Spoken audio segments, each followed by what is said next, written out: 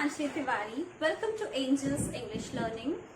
आज हम हमारी रीडर इंग्लिश की सेकंड पोएम, जिसका नेम है the road not taken away, जिसे रॉबर्ट फ्रॉस्ट ने लिखा है, उसे कवर करने जा रहे हैं।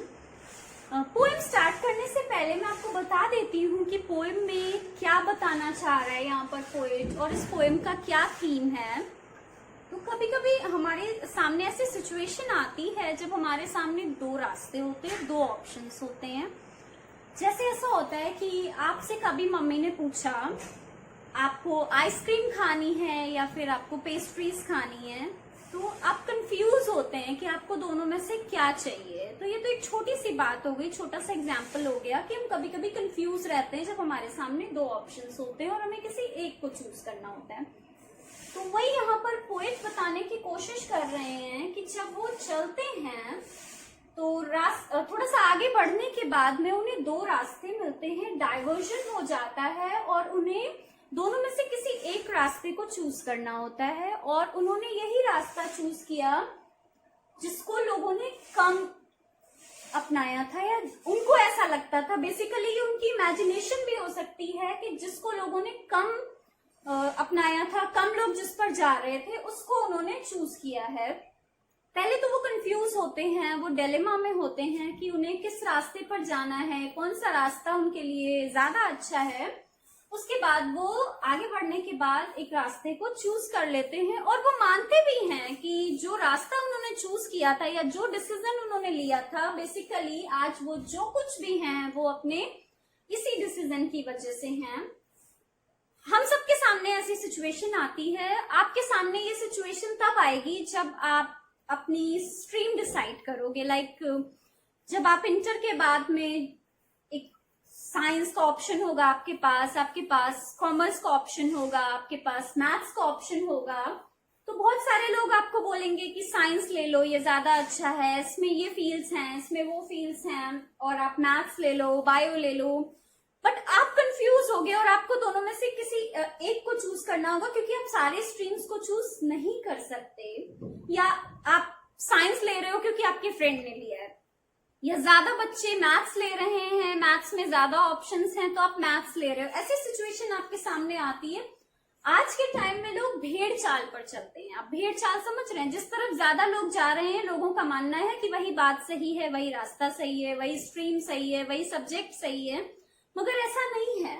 हमारी चॉइस, हमारी जो लिमिटेशंस हैं, हमारी काम करने का तरीका, हमारे सोचने का तरीका, सब कुछ अलग होता है। तो वही यहाँ पर पोएट ने हमें बताने की कोशिश की है कि हमें एक सही डिसीजन लेना चाहिए। जब हमारे सामने दो ऑप्शंस होते हैं तो हमें सोच समझ के, रुक के डिसाइड करना चाहिए कि हमारे लिए क्या सही है।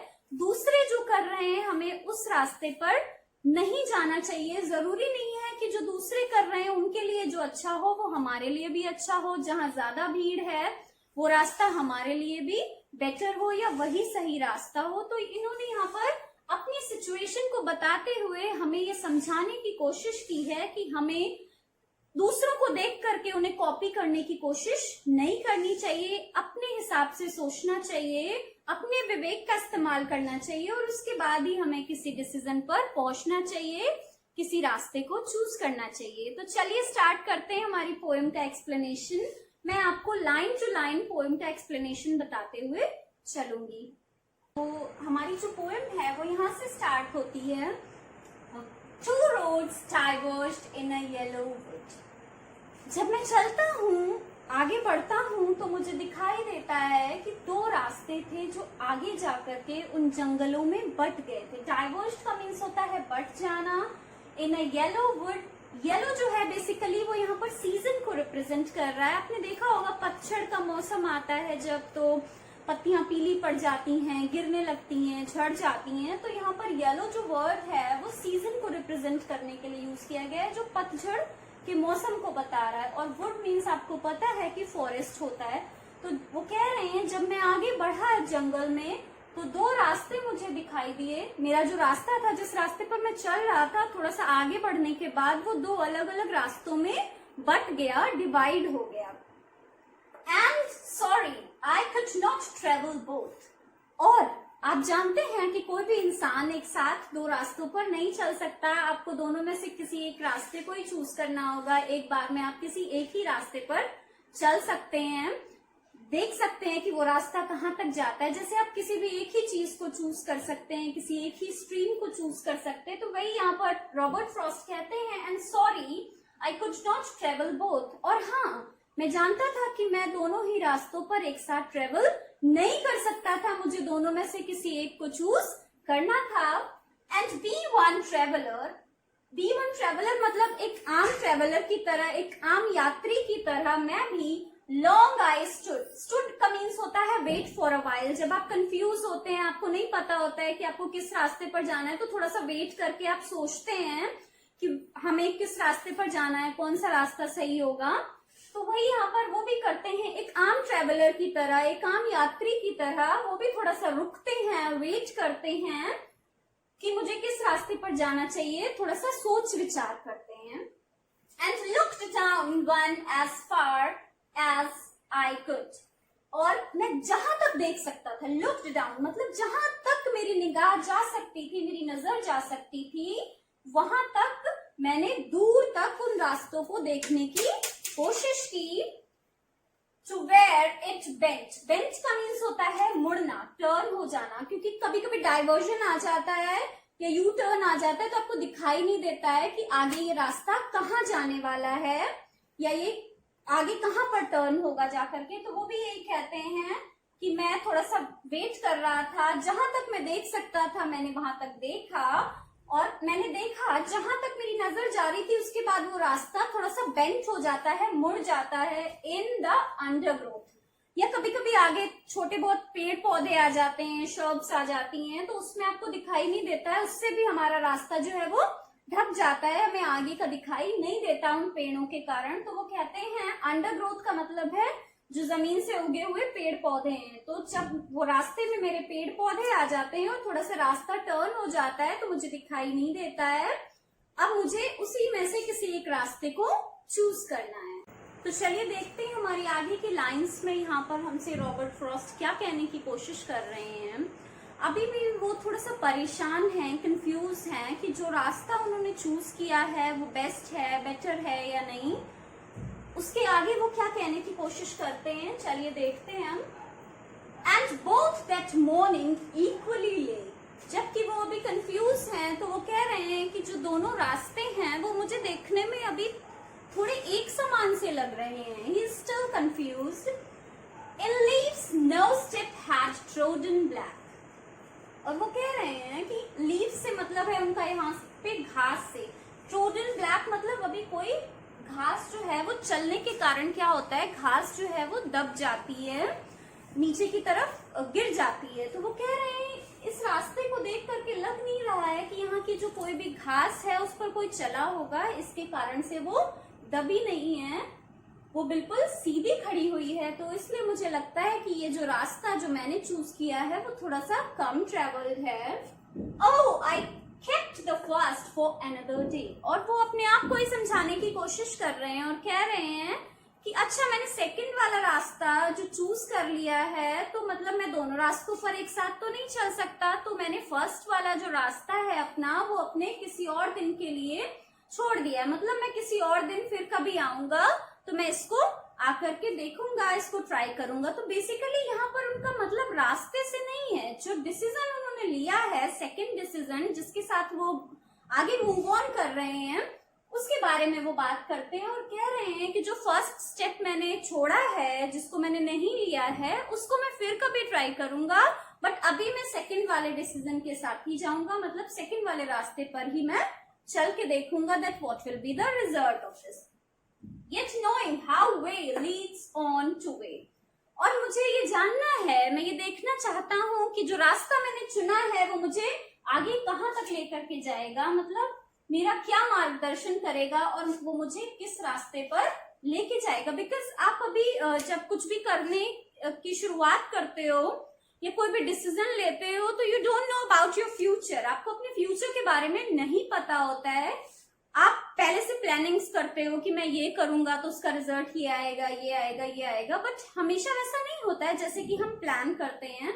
तो वो कह रहे हैं अभी जो कुछ भी सोच करके मैंने ये रास्ता चूज किया है, मैं क्या करूंगा, मैं इसको देखूंगा, ऑब्जर्व करूंगा और उसके बाद मैं बताऊंगा कि ये रास्ता मुझे कहाँ लेकर के जा रहा है। I doubted if I should ever come back. Doubted का मीन्स होता है कंफ्यूजन होना। तो अभी वो थोड़ा सा कंफ्यूज हैं और कह रहे हैं कि मैं थोड़ा सा अभी कंफ्यूज हूँ, मुझे थोड़ा डाउट हो रहा है कि जो रास्ता मैंने चूज किया है वो मुझे कभी वापस यहाँ पर ला करके ना खड़ा कर दे, मुझे उससे स्टेप बैक ना लेना पड़े। अभी वो डिलेमा में है कि पता नहीं मैंने सही किया है या नहीं।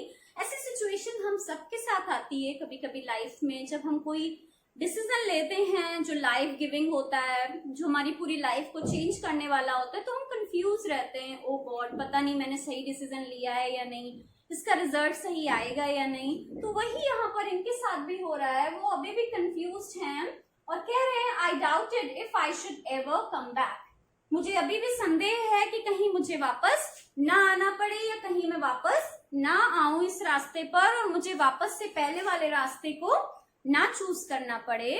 तो उनका कंफ्यूजन ये हमें समझाने की कोशिश कर रहा है कि कभी कभी हमारे सामने भी लाइफ में ऐसी सिचुएशंस आ जाती हैं जब हमारे सामने दो ऑप्शंस होते हैं और हमें किसी एक को चूज करना पड़ता है, जिसे हम छोड़ देते हैं, उसके बारे में सोच सोच के हम परेशान होते रहते हैं कि कहीं वही सही रास्ता तो नहीं था। जब तक हमें एक अच्छा रिजल्ट या बुरा रिजल्ट या फाइनल डिसीजन नहीं मिल जाता, जो हमने रास्ते को चूज किया है, जो ऑप्शन हमने चूज किया है, उसका जब तक रिजल्ट नहीं आ जाता तब तक हम कंफ्यूज ही रहते हैं, डाउट में ही रहते हैं कि हमारे द्वारा जो लिया गया निर्णय है वो सही है या नहीं, उसका आउटपुट अच्छा निकलेगा या नहीं। तो वही यहाँ पर इनके साथ भी हो रहा है। अब जब उन्होंने फाइनली डिसाइड कर लिया है कि उन्हें सेकंड वाले रास्ते पे जाना है और फर्स्ट वाला उन्हें किसी और टाइम के लिए छोड़ देना है, तो आगे वो कह रहे हैं I shall be telling this with a deep sigh. मैं बताऊंगा कि मेरे उस जो डिसीजन मैंने लिया है, जो मैंने रास्ता चूज किया है, उसका क्या रिजल्ट होगा with a deep Sai. Sai का मीन्स होता है लॉन्ग ब्रेथ, मतलब मैं एक लंबी सांस के साथ जब उसका रिजल्ट आ जाएगा तो मैं फाइनली आपको बताऊंगा कि मेरे उस डिसीजन का क्या रिजल्ट आया। Somewhere ages and ages, hence कभी लंबे समय के बाद, ages and ages shows here long period of time. It will take time because जब आप एक डिसीजन लेते हो तो उसके बाद आपको उसके बाद उस डिसीजन से रिलेटेड कई और डिसीजंस भी लेने पड़ते हैं। तो वही वो कह रहे हैं कि मैंने जो डिसीजन लिया है मैं उससे स्टेप बैक तो कर नहीं सकता हूँ, इसके बाद मुझे इससे रिलेटेड और कई सारे फैसले लेने पड़ेंगे। तो मैं बताऊंगा जब इसका रिजल्ट आएगा कि जो मैंने फैसला लिया था वो सही है या नहीं, कभी जब लंबे समय के बाद। It will take some time. Then after वो रिपीट करते हैं वही lines, two roads diverged in a wood and I took the one less traveled by and that has made all the difference. वो फिर से वही लाइंस को repeat कर रहे हैं जहां से उन्होंने स्टार्टिंग की थी कि मैंने दो रास्तों को देखा, मेरे सामने दो ऑप्शंस थे और मैंने दोनों में से किसी एक को चूज किया। जो मैंने सेकंड वाला रास्ता चूज किया है जो कि लेस ट्रेवल था अकॉर्डिंग टू मी, मुझे ऐसा लगता था कि उस पर कम लोगों ने ट्रेवल किया, मैं थोड़ा सा एडवेंचरस था, मैं उस भेड़ चाल में चलना नहीं पसंद कर रहा था जिस पर सब चलते हो या जो सब की पसंद हो। मैंने कुछ अलग करने की कोशिश की, इसलिए मैंने कम लोग जिस रास्ते पर चल रहे थे उस रास्ते को चूज किया और अब जो है उसी डिसीजन की वजह से सारा डिफरेंस है। मतलब मेरा जो फैसला है वही मेरे लिए एक डिफरेंस का कारण है। वो ये बताने की कोशिश कर रहे हैं कि जब मैं आगे बढ़ा, जो रास्ता मैंने चूज किया वो दो अलग अलग रास्तों में डिवाइड हो गया, अब मैं स्टेप बैक नहीं कर सकता। तो जो मैंने डिसीजन लिया है उसकी वजह से मुझे और भी लाइफ में कई डिसीजंस लेने पड़ेंगे एंड जब फाइनली उसका रिजल्ट आएगा then I will tell you what was the result, मेरा डिसीजन सही था या नहीं सही था। All this he wanted to say at the last in these lines. तो मैंने आपको ये फुल पोएम एक्सप्लेन की line to line, each and every word meaning I have cleared. अब आपको ये पोएम अच्छे से समझ में आ गई होगी। अब आप इससे रिलेटेड सारे क्वेश्चंस को इजीली सॉल्व कर सकते हैं। After getting the explanation of the poem, अगर आपको कोई confusion होता है you can ask to me in the comment section. So I'll be there with the explanation of the new chapter. Till then, keep learning. Bye bye.